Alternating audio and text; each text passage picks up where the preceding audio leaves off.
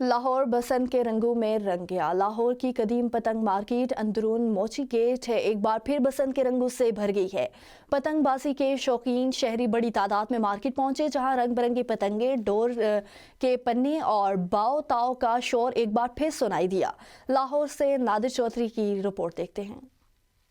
बसंत की इजाजत मिलते ही लाहौर की कदीम पतंग मार्केट अंदरून मोची गेट में रश लग गया, लेकिन महंगाई के बायस पतंग और डोर के रेट्स शहरियों को परेशान करते दिखाई दिए।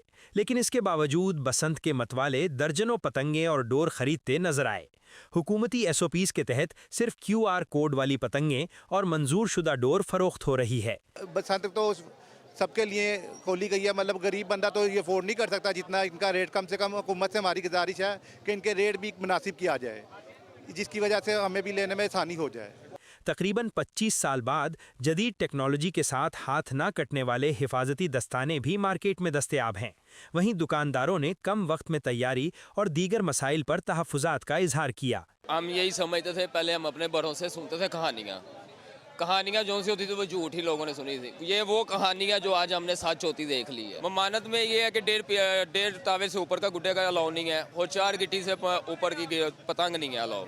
और अल्हम्दुलिल्लाह कोई दुकानदार ऐसा नहीं है कि जो इसे एसओपीज के खिलाफ चल रहा हो। बसंत एसओपीज के तहत मोटरसाइकिलों पर हिफाजती रॉड्स भी लाजमी करार दिए गए हैं, जिसके बायस लाहौर की सड़कों पर एंटीना लगे बाइक सवार नुमाया दिखाई दे रहे हैं। पंजाब हुकूमत ने बसंत की इजाज़त दे दी है। अब देखना यह है कि शहरी जिम्मेदारी का मुजाहिरा करते हैं या गैर महफूज डोर एक बार फिर इस त्यौहार के लिए खतरा बन जाती है।